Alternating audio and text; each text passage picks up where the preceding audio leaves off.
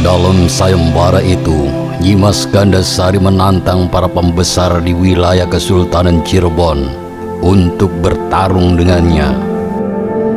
Bagi yang mampu mengalahkannya, maka imbalannya tidak tanggung-tanggung dijadikan sebagai suaminya. Dalam sayembara itu dikisahkan tidak ada satupun para pembesar Cirebon yang mampu mengalahkannya. Syekh Magelung Sakti yang pada waktu itu kebetulan sedang menyaksikan sayembara. Kemudian beliau pun ikut terjun ke medan laga. Cacing TV dengan bangga mempersembahkan kisah Magelung Sakti dan Nyimas Gandasari dengan judul Kisah Syekh Magelung Sakti dan Nyimas Gandasari. Untuk mengetahui kisah selengkapnya, silakan simak video ini sampai selesai. Bantu kami dengan cara klik tombol subscribe dan tombol lonceng agar Anda mendapatkan notifikasi video terbaru dari kami secara gratis. Selamat mengikuti.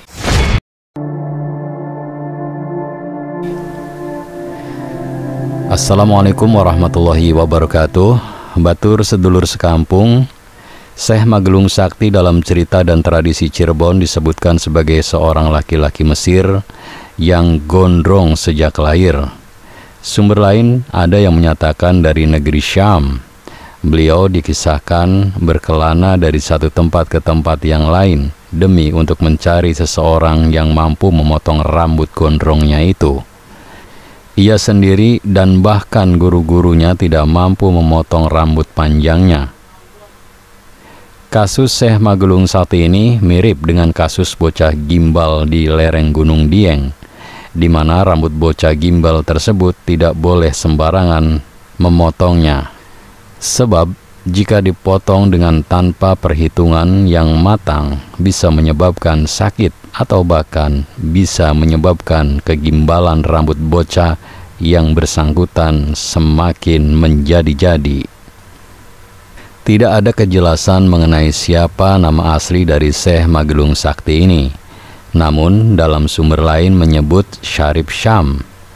Nama Syekh Magelung Sakti sendiri sebenarnya merupakan julukan saja yang mempunyai maksud adalah seorang syekh atau kiai yang memiliki rambut panjang yang selalu digelung.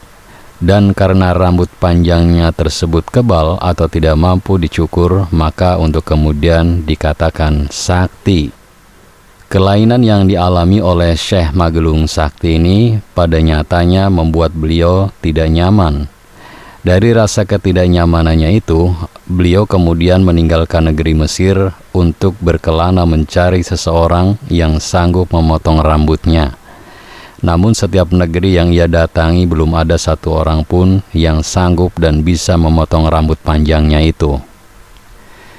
Kisah pengembaraan Syekh Magelung Sakti ini kemudian terhenti di daerah yang bernama Cirebon. Sebab ketika beliau menginjakkan kaki di Cirebon, ternyata Sunan Gunung Jati mampu memotong rambut gondrongnya. Beliau pun kemudian berguru kepada Sunan Gunung Jati.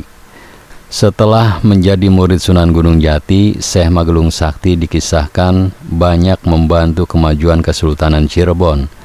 Beliau kemudian diangkat oleh Sultan Cirebon menjadi penguasa di desa Karangkendal sebagai hadiah dari jasa-jasanya. Dan setelah menjabat sebagai penguasa Karangkendal, beliau juga kemudian dikenal dengan nama Pangeran Karangkendal. Ada kisah menarik seputar kedatangan Syekh Magelung Sakti. Beliau mendarat di Cirebon ketika Nyimas Gandasari sedang melakukan sayembara untuk mencari suami. Nyimas Gandasari dalam sejarah Cirebon dikenal sebagai murid Sunan Gunung Jati yang rupawan.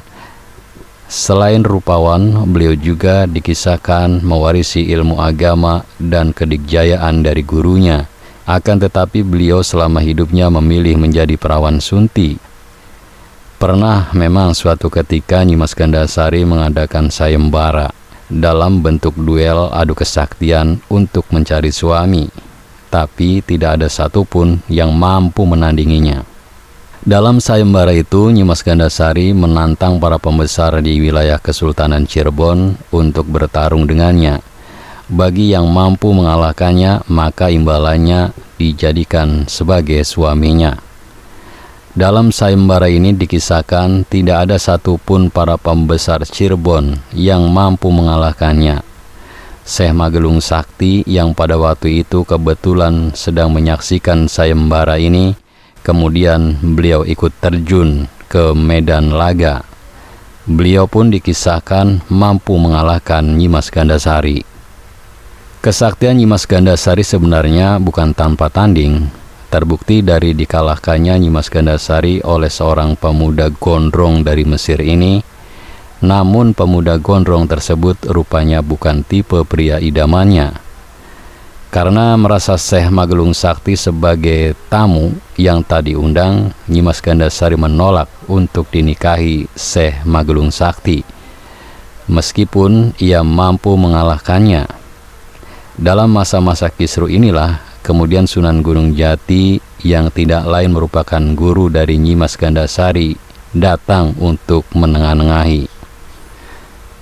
Menurut legenda yang berkembang, Gandasari itu sebenarnya bukan nama sebenarnya, namun merupakan julukan, karena memang beliau ini dikisahkan sebagai seorang wanita yang bersih dan suka sekali menggunakan wewangian, sehingga harum tubuhnya itu semerbak berlipat-lipat. Sebab memang dalam bahasa Cirebon kata ganda bermaksud berlipat, sementara sari bermaksud mewangi. Selain dikenal dengan nama Gandasari, beliau juga dikenal dengan nama Nyimas Panguragan. Panguragan sendiri merupakan nama desa atau pedukuhan di mana beliau tinggal. Panguragan juga merupakan wilayah kekuasaannya yang dihadiahkan oleh Sultan Cirebon atas jasa-jasanya. Sementara dalam sejarah Indramayu, Nyimas Gandasari dipercaya juga sebagai Nyi Endang Dharma, salah satu pendiri Indramayu. Nyimas Gandasari selama hidupnya pernah menjadi panglima perang kerajaan Cirebon. Ia merupakan satu-satunya panglima perang wanita dalam sejarah berdirinya kerajaan Cirebon.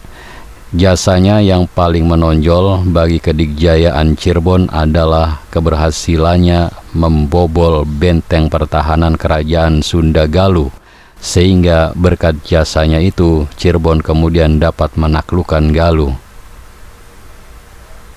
Kuat dugaan Nyimas Gandasari dihadiahi wilayah kekuasaan yang sekarang dikenal dengan nama Desa Panguragan itu setelah berhasilnya dalam perang menaklukkan kerajaan Galuh.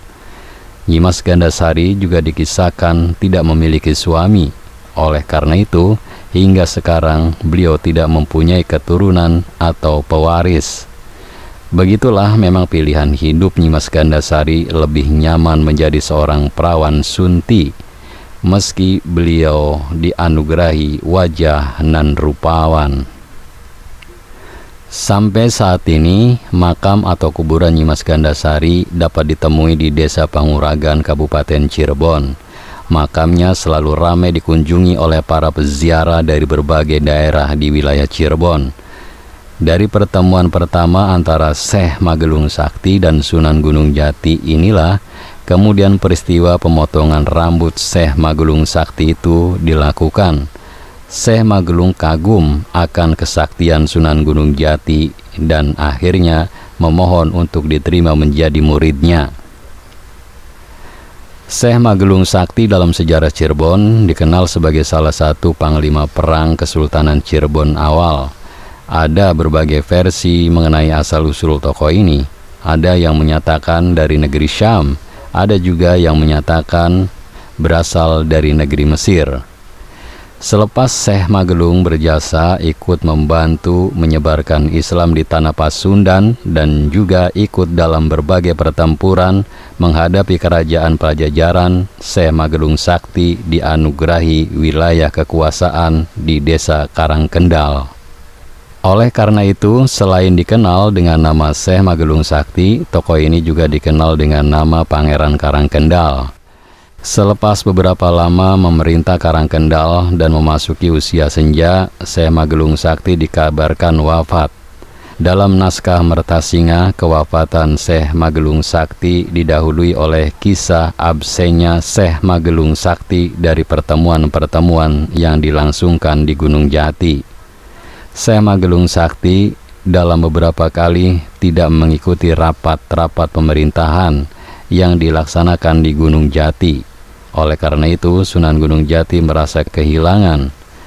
Sunan Gunung Jati kemudian menanyakan kabar Syekh Magelung kepada para pejabat pemerintahan lain, namun tidak ada seorang pun yang mengetahuinya. Mendapati keadaan itu, akhirnya Sunan Gunung Jati mengutus para pejabat pemerintahan untuk mencari kabar tentang keberadaan Syekh Magelung. Setelah dilakukan penyelidikan, akhirnya salah seorang pejabat yang diperintah itu melaporkan bahwa di daerah Karangkendal telah memancar sinar, di bawahnya terhampar tikar, akan tetapi di atas tikar tersebut tidak ada orang yang mendudukinya, melainkan dihinggapi sekelompok burung alap-alap. Kabar tersebut bermakna Syekh Magelung Sakti dalam keadaan sakit dan kemudian meninggal. Mendengar kabar itu, Sunan Gunung Jati kemudian memerintahkan para pejabat pemerintahannya untuk mengurus jasad Syekh Magelung Sakti dengan upacara kebesaran kerajaan sebagaimana umumnya pada waktu itu. Syekh Magelung Sakti wafat di Karangkendal dan dimakamkan di sana. Makamnya hingga kini dapat dijumpai di Karangkendal, sebuah desa yang kini masuk pada wilayah Kecamatan Kapetakan, Kabupaten Cirebon. Kini makam Syekh Magelung Sakti sampai sekarang masih dapat dilihat. Komplek pemakamannya dikelilingi oleh tembok merah yang merupakan bangunan khas pemakaman tokoh-tokoh Kesultanan Cirebon. Batur sedulur sekampung, demikian kisah Syekh Magelung Sakti dan Nyimas Gandasari yang kami sampaikan. Saya yakin Anda memiliki pendapat yang berbeda. Oleh karena itu, jika ada perbedaan atau ingin melengkapi sejarah ini, silakan tulis di kolom komentar dengan bijak. Mohon maaf jika ada kekeliruan dalam penyebutan nama tokoh atau tempat.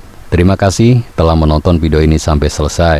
Jangan lupa klik tombol subscribe, like, komen, dan share seake-akehe. Ingat, tetap meduluran aja pada tukaran. Wassalamualaikum warahmatullahi wabarakatuh.